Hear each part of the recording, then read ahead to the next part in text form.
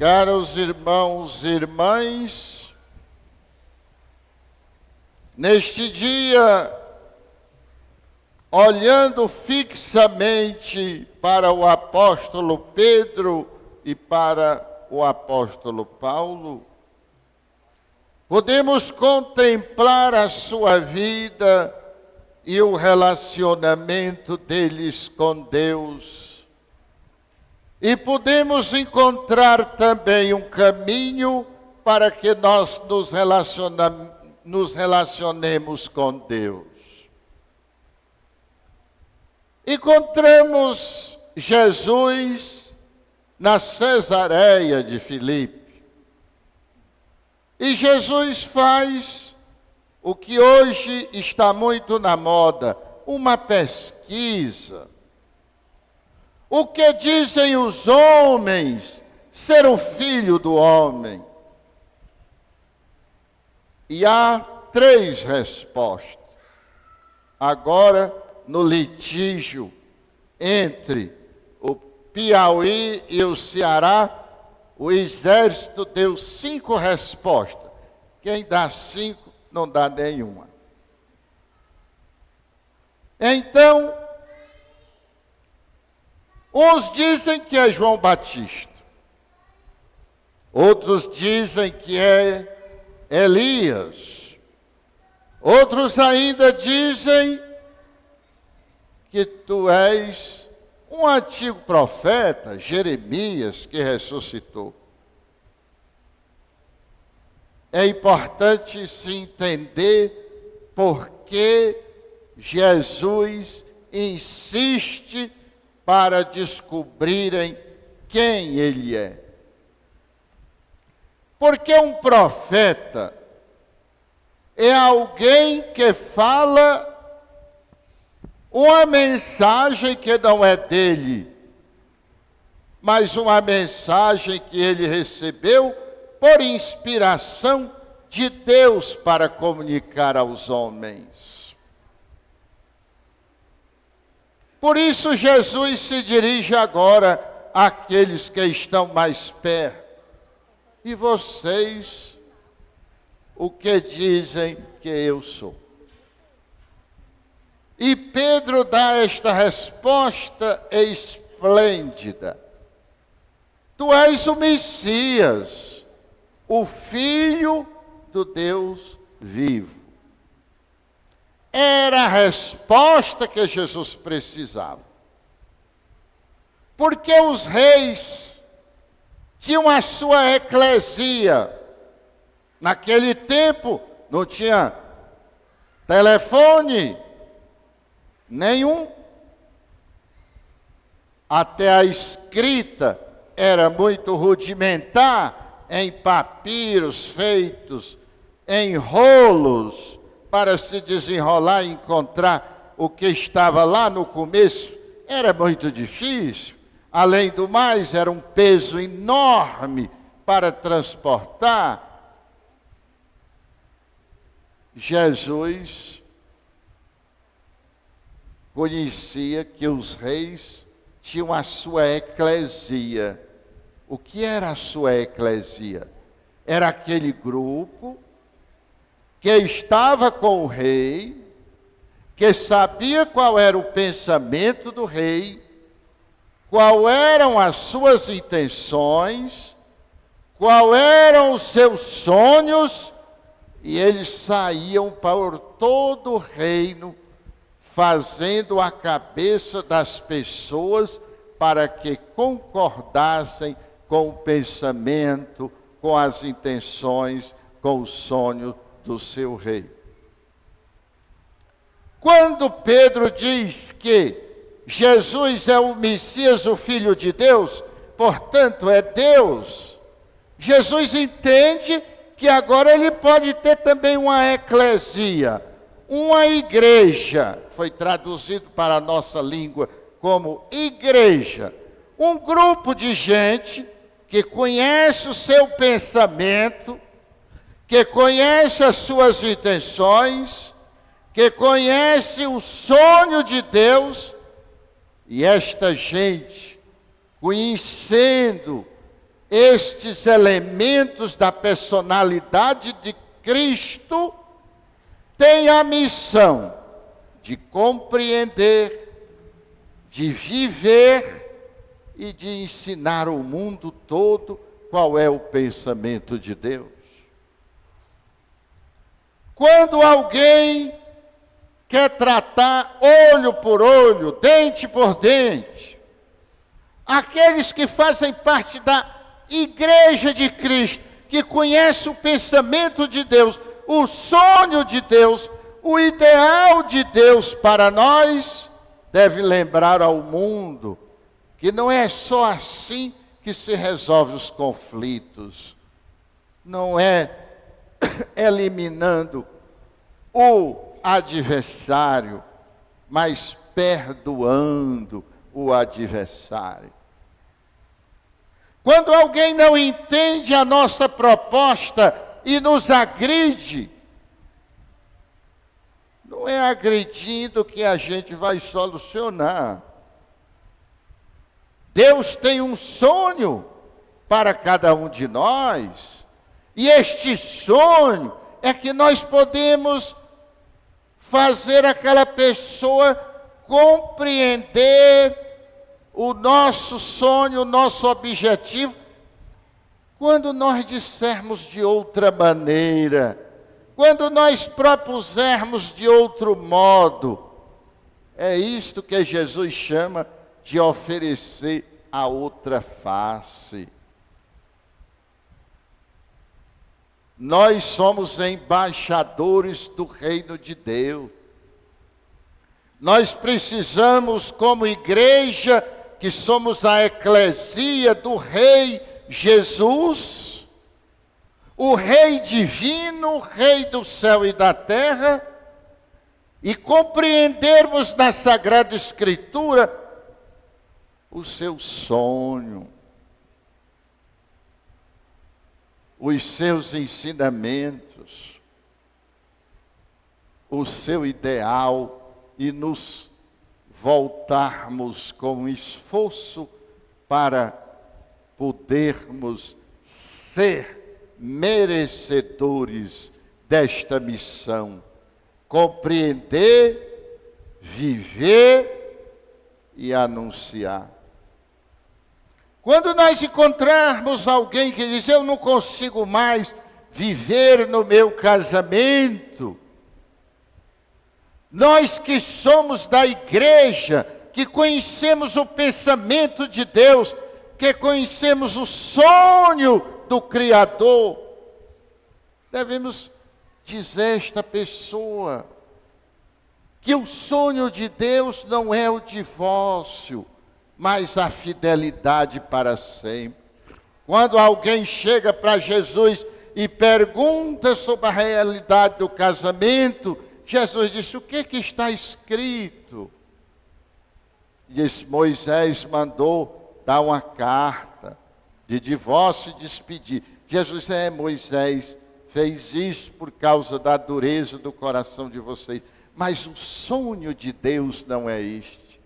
O sonho de Deus é que o homem deixe sua mãe e o seu pai, e se una à sua mulher, e os dois já não sejam dois, mas uma só carne, e aquilo que Deus uniu, nem o homem nem a mulher separa.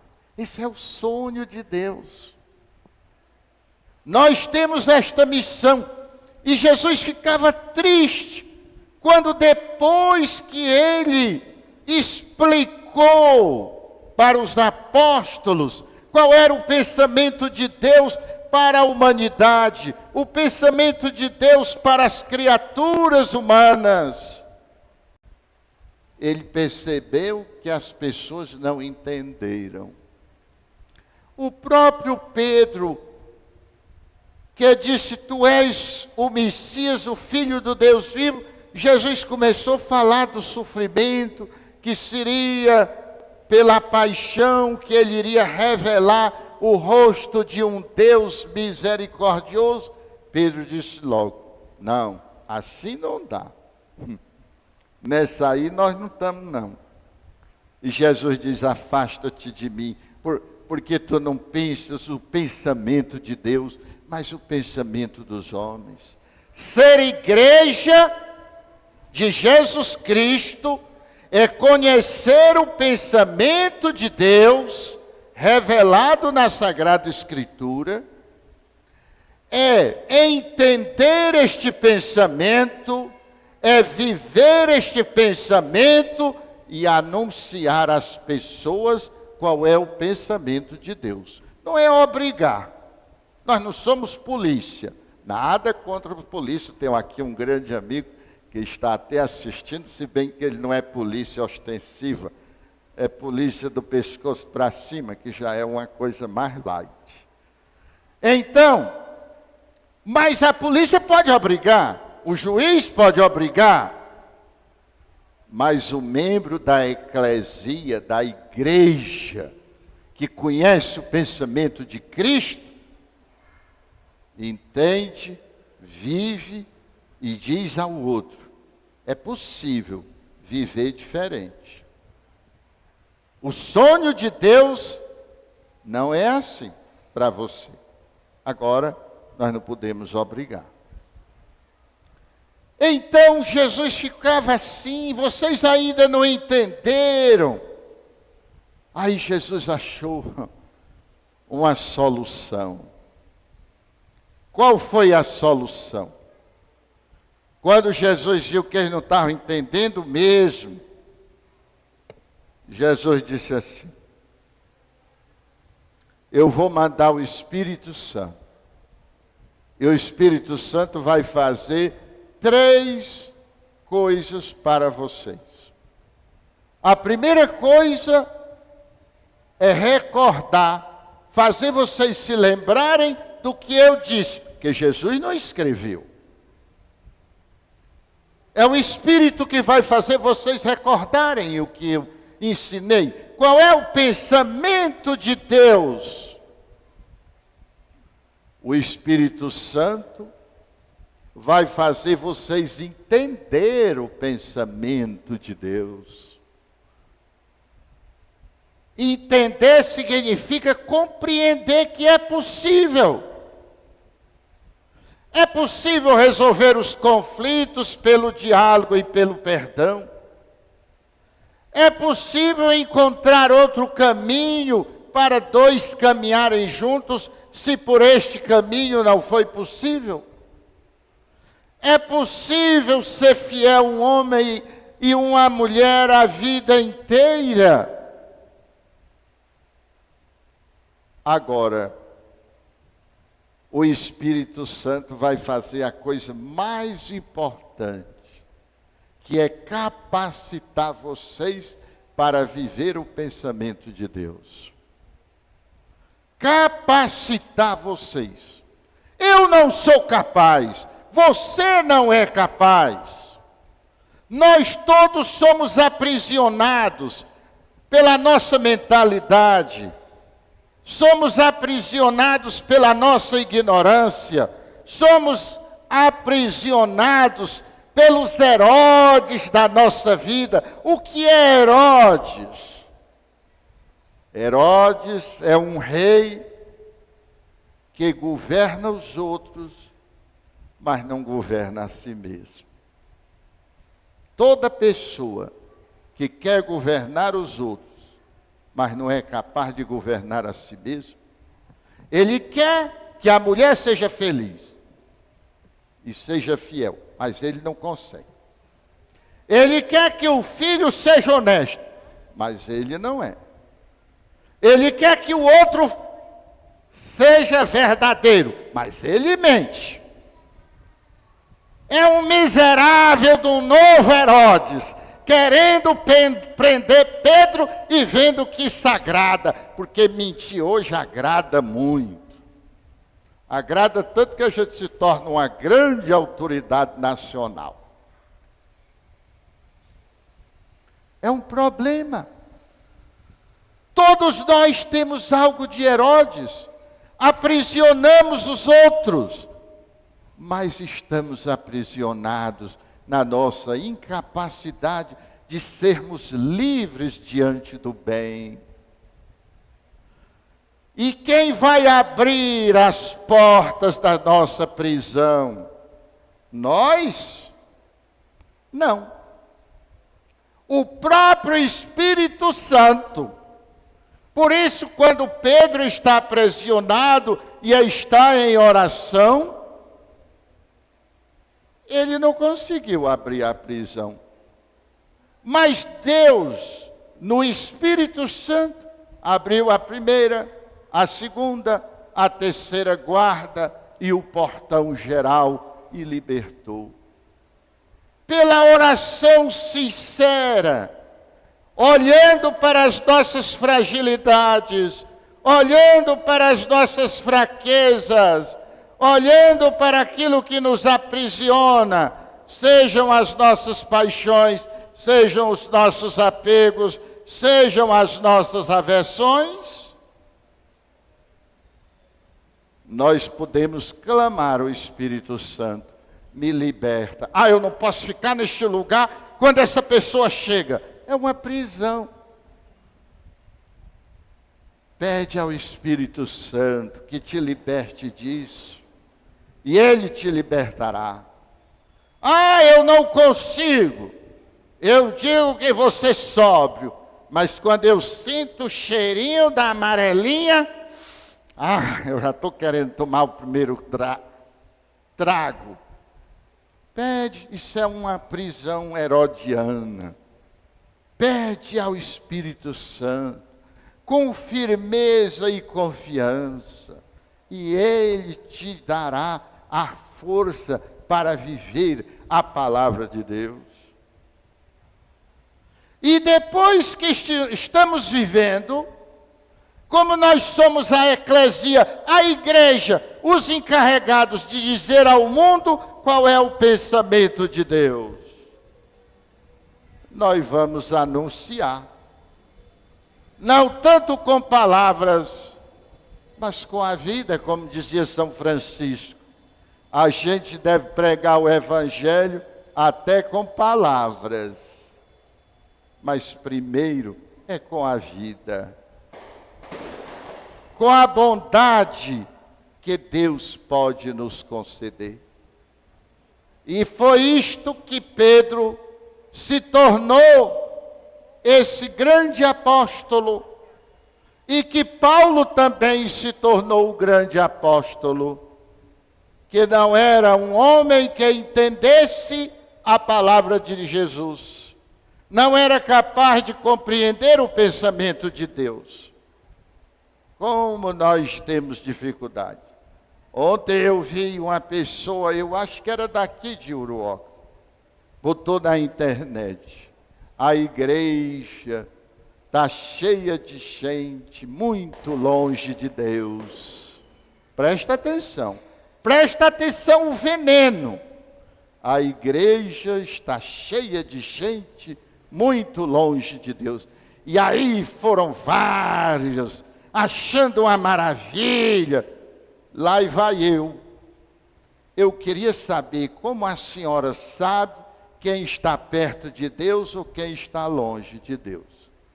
Dá para a senhora me explicar qual é o diagnóstico que a senhora usa, qual é o estetoscópio, o termômetro, qual é o raio-x que a senhora usa para saber quem está perto de Deus e quem está longe de Deus?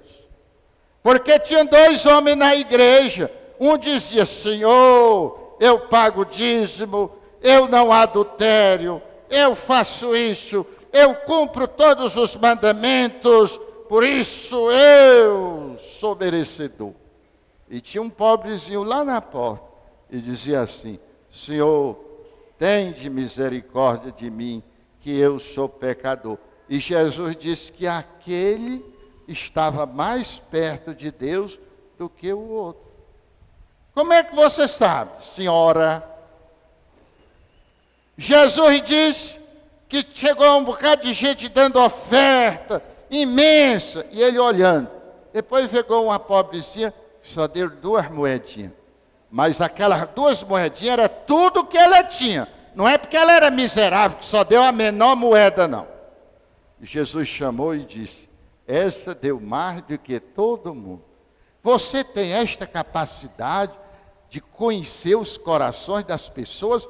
Ou você é mais uma daquelas que caiu na gaiola que Jesus pediu? Não julgueis para não ser julgados. Antes de tirar o cisco do olho do outro, tira a trave que está no teu olho. Ninguém mais falou nada. Eu fui estragar o ambiente. Isso é ser eclesia.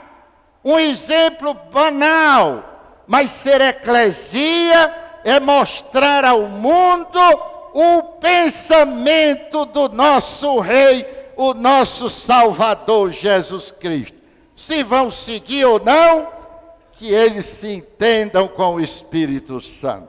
Louvado seja nosso Senhor Jesus Cristo. Para sempre seja louvado. Creio em Deus Pai, Todo-Poderoso, Criador do céu e da terra, e em Jesus Cristo, seu único Filho, nosso Senhor.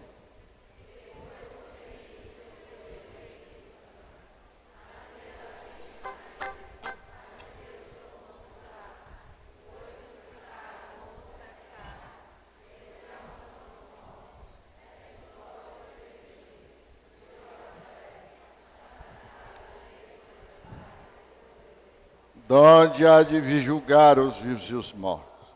Creio no Espírito Santo, na Santa Igreja Católica, na comunhão dos santos, na remissão dos pecados, na ressurreição da carne, na vida eterna. Amém.